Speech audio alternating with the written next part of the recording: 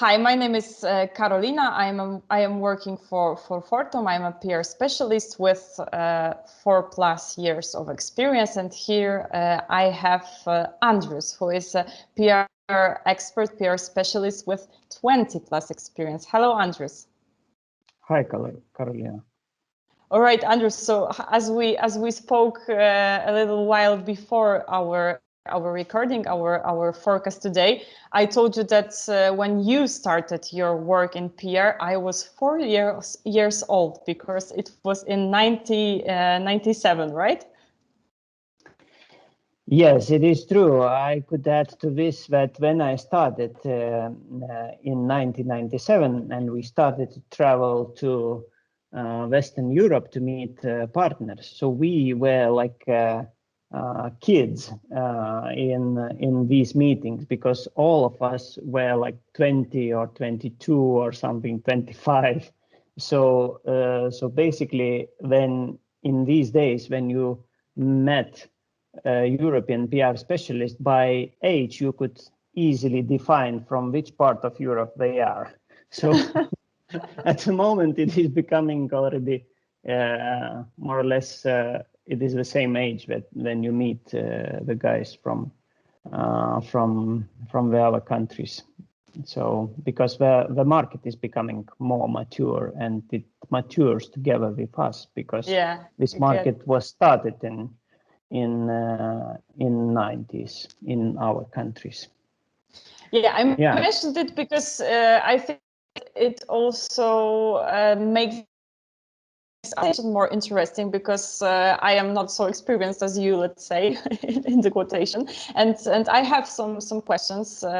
Maybe they will be similar to the questions that people with less experience with PR in general terms have. So let's start. We will be speaking today about communities, communities relations. And before our conversation, I researched a little bit about let's say the essence of communications, the essence of working with communities, and I found a really interesting quotation that I found in the calendar from your society, Picnic Society, from your organization. This one is from 22nd of April, so we have to wait for it a little bit. But it says like follows: communication leads to community, that is, to understanding, intimacy, and mutual valuing. So, Andrius, tell me, how do you understand this quotation? How do you understand the essence of community relations?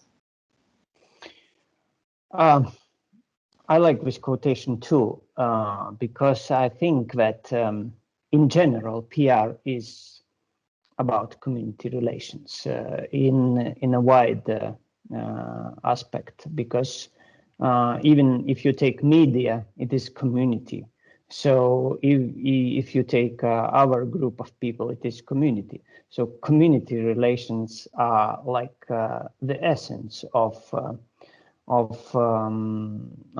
PR. So it is always like, to find a way. You need to find a way to the community. It doesn't matter what community you have. So you need to find who is leading this community, who is doing what. You need to find the relations. You need to find the right words. You need to find how to establish conversations with the communities. And I think that this is the essence of PR in general, because without this, you will just do a technical work. And the technical work is not enough, because when you build relations, you do it not with your hands, you do it with your heart, if you want. So it is always, you need to believe in what you are doing. So that's why I think that these mutual understanding, intimacy, discussions, dinners, evenings, this is very much needed, and they are not like, they are not planned, they are not technical. You just go, talk, discuss, find the most needed topics, the pain what community has, and then you need to answer to this with your data, with your knowledge, with your colleagues' knowledge, and this is what I see as a community relations. And if we will, actually, we have not said that we both work now for an energy company, and I basically are working very much for this part of energy company which is dealing with waste incineration. So this community relations is the core of our activities here. Yeah, the same here in Poland. We are also here in Fortum in the Polish department. We are working mainly in the same area, let's say. Yes, also community relations is the priority, is the main thing. But yeah, so if we speak about this essence of community relations, that it is something deeper than the technical work, as you said. This is something intimate, something with mutual understanding. It is easy to understand how to build relations with the people that we know, the people that we love, in the private life, let's say. But how to do it like professionally? Let's show to our viewers, to our listeners, how do we approach this challenge, this task, in a professional way. You told about meetings, about dinners, but of course it takes time. So do you have any specific way of working, a roadmap? For example, I give you a challenge. Hello, Andrius, I need you to build good relations with the community if this little town in Lithuania. So what do you do? Like your first step, do you have a plan? Do you have special tools? Or do you just know everybody in Lithuania? Very, very good point, Karolina. I think you said we all know how to build in our personal life. I don't know. Do we know? And I don't know what is more easy to do it in a personal life or it in a professional life. But I think, and I deeply believe, that the process is the same. So there is no difference. So there is no difference if you are making friend or you are doing a good PR. Because if you are doing a good PR, you believe in it. You are going to the people and you are saying what you know, and you are listening. Then listening, and then you start to get engaged into the conversation. So the challenge, and for example, with the same waste to energy plant, that was even a bigger challenge, because we started not from zero. We started from actually, we already stepped into a more or less war situation, because the community was against already. So because it is always happening in all the world. If you are doing waste to energy plant, you will always have a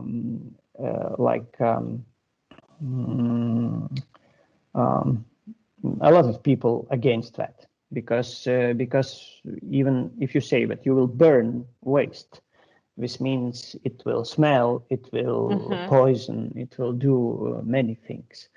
But I think to answer to your challenge, that the most important thing is to start it without any stereotypes in the beginning, because it is all what I can see. looking to what ours doing and some. So you go to the community and you come as a business. You come as a modern guys with monies, with knowledge. You come with engineers, and you believe that it is very true, and you see it as a right thing. But many businesses, what I see in our environment, looks to the community as to some kind of our social level or something. They are saying they and let's do something for them, and they will not shout or something like that. So this is not the right approach, I think, because they are people and you are people. So you just need to actually. Your task and your goal is not to change them, not to change their point of view. Your task and goal is to find the agreement between you and the community.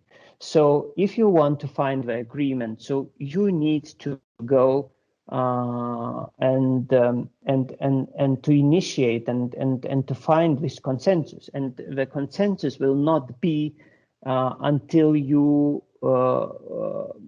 will not know what they are thinking, why they are afraid, or what inspires them and what they need. So the first things first always is to go directly into the heart of the community, meet these people, meet their leaders, invite them to your place, go to their place, no matter how difficult it is, because I have been in the situation that people were almost, I don't know, they were pretending or not pretending, but we were almost dying in our meetings and like calling the ambulance, pretending that yeah, it is true. And when you see this environment that people are shouting and people are like, you know, trying to throw. It is hard to start a conversation with such people. But you have to. Yeah, you have to, and you have very different situations, but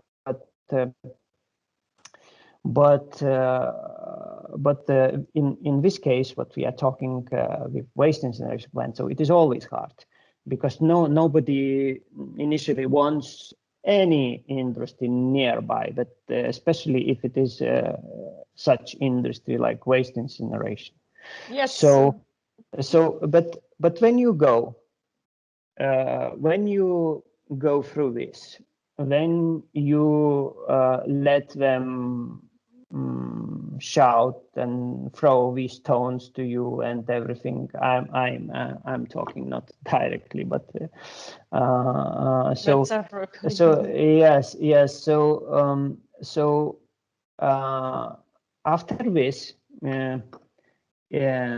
I call this you know, this is like with a boiler. You let the steam out. So when the steam is out, then you see that people are still angry, but they are without steam.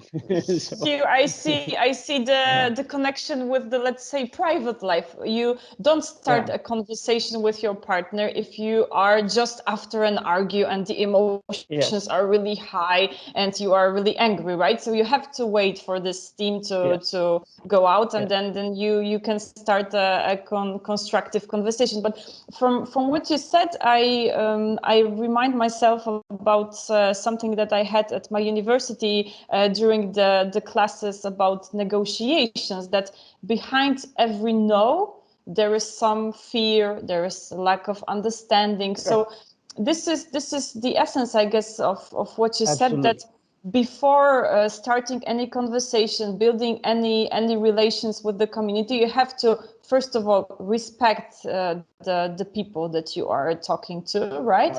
And the second thing is to to try to understand why they are saying no, why they are afraid, why they don't want something to, like you said, waste incineration plant to be built next to their home. What is their belief? What is their fear? So I think that might be interesting. But if you say that this good understanding is the basis of good relations with the community, then is the finding that you should have a peer specialist that is from this community, that is local, that speaks the language of this community, this finding is okay? Like, you have to find a peer specialist with a local, let's say, experience to build good relations with community, or you can do it like, be a fresher, and maybe it's a better way, because you are coming to the community, you are new, nobody knows you, nobody has anything against you. What is the better way? I have yes and no, because I think that definitely it is not possible to do without knowing at least language. So it is if you take I don't know, PR specialist from Poland or from Britain or from Finland, you will not do community relations without knowing Lithuanian language. So this is for sure. You need to be local in terms of language, at least. But what comes to the local people, so I'm not sure, and in my practice shows that it is better to be a bit from outside, because when you insider, you already have your views, your views, and you have some kind of role, and it is difficult to imagine that each particular community would have any communication specialist. So we can just be people who are just living there, and they are like teachers and I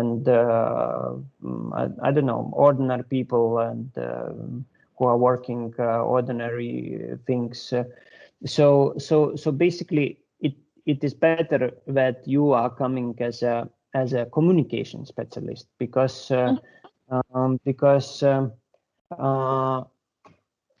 need understand better, maybe, the communication, the way that people speak. You can take more, let's say, findings, right? So you can from very, very subtle, I could say, details, because it is, if you take any different audience, you can say that these are like school pupil, or it is a retired people, or it is so they all have their own local languages, if you can say so.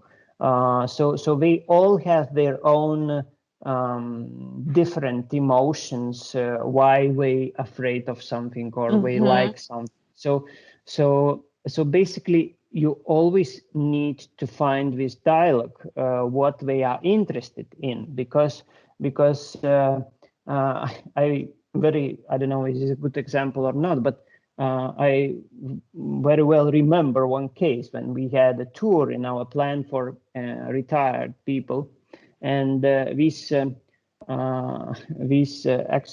it was especially women were like no men in this group. So they, after the tour, we were very much discussing about something, and I really wanted to find what is so interesting for them, and what is it. And actually I started to listen, and actually they were already calm about our plan, because we saw that the plant is okay, everything is modern, and we were discussing about the floors, why they are so shining. and what we are doing and what chemicals we are using to make these floors so bright. And actually they already so were the only concern was yes. the only that was concern not a was how to concern. make They wanted the floor yeah, so they, shine. we wanted to ask, but they were like feeling not very good to ask directly what you are doing.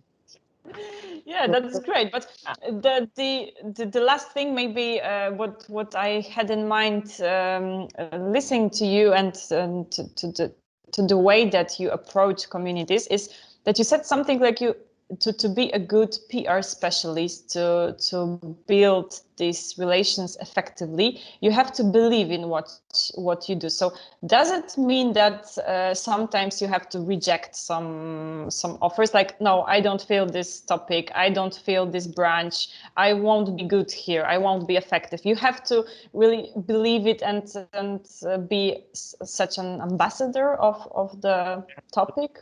Mm-hmm. No possibilities to do it in our way.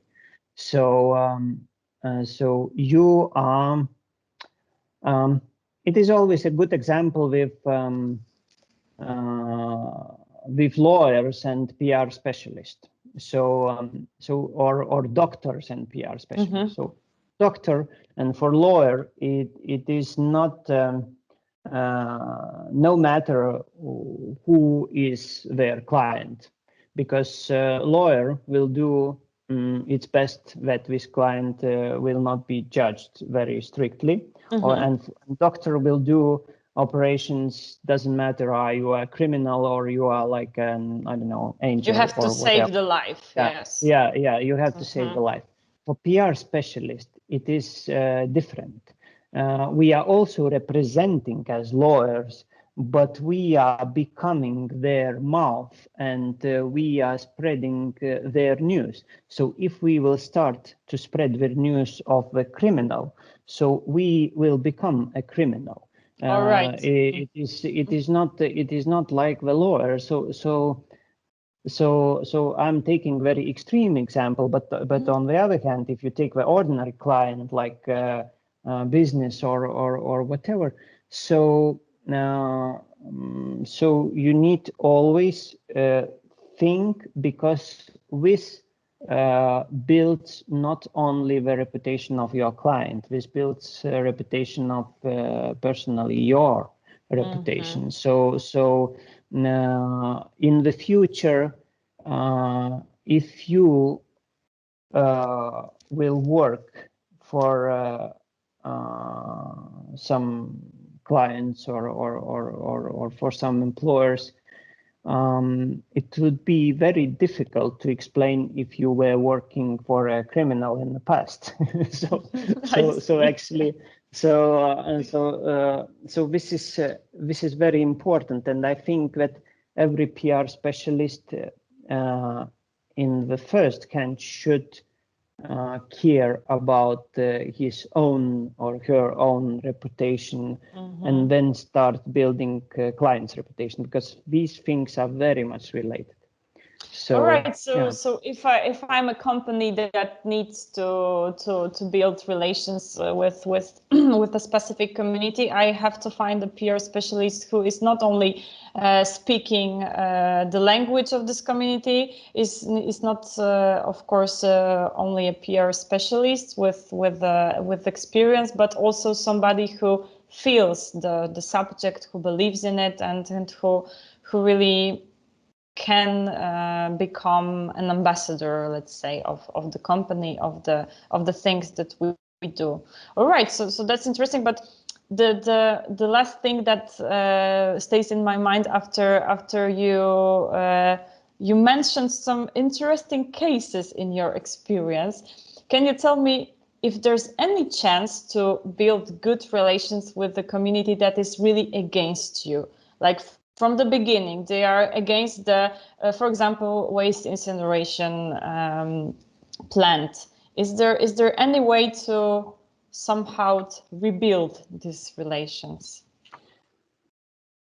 So I started but not finished. Maybe this idea that definitely everything is possible. So I cannot say that it is possible to change the thinking of the people, because sometimes you can meet people who just don't want to change, and this is very easy to explain, because there are a lot of people who just don't want to change. And so but I think that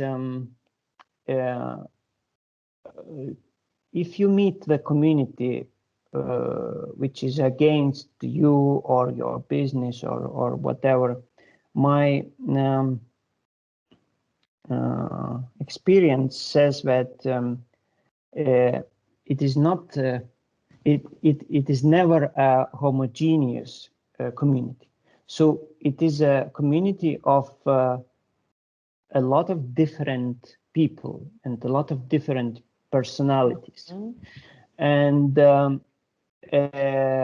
you need to find a lot about these personalities. And when you start your investigation, and don't take it as an investigation as a secret service of state, but you just start to discuss and make dialogues and answer to the questions and do what all these works. So you will find that sometimes part of the community is inspired by some not very clean things, like somebody is working against you using the community. Sometimes you will find that these people are a real very community people, and they afraid of their health. Sometimes you will find that some people are misled by an information what we got from some not reliable sources, and etc., etc. So you will find a lot of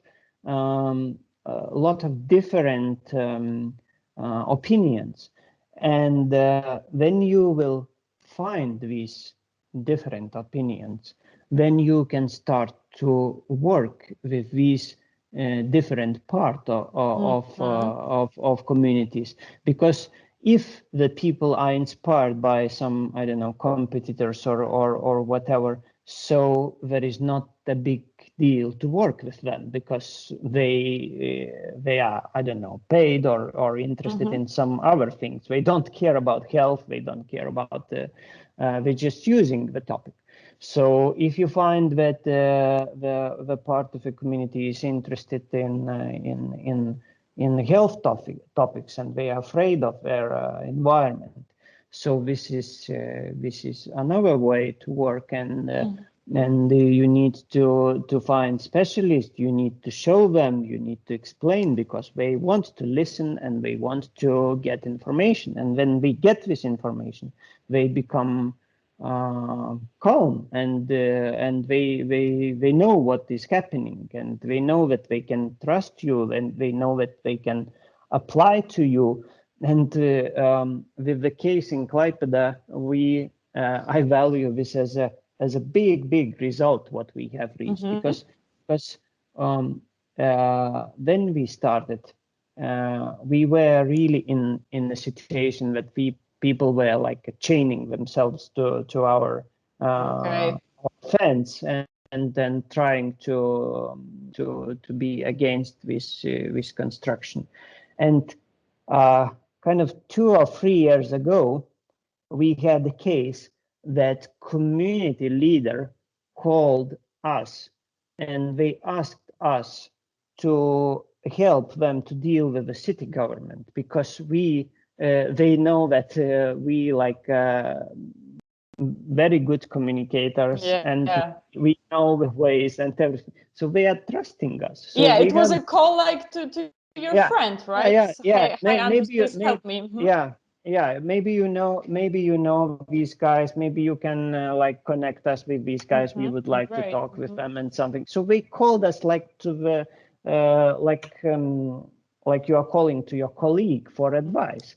So actually, this is the result of almost 10 years work, and I think this is very valuable, and this is what forms the reputation of a company. But I don't feel that like all community is, I don't know, at the moment our supporters, and they would, I don't know, vote for us and do, but this will never happen because, and this is not the goal, to change the opinions, and but it's to get to gain mutual trust. understanding, Yeah. to Yes, gain absolutely. trust and then mutual understanding.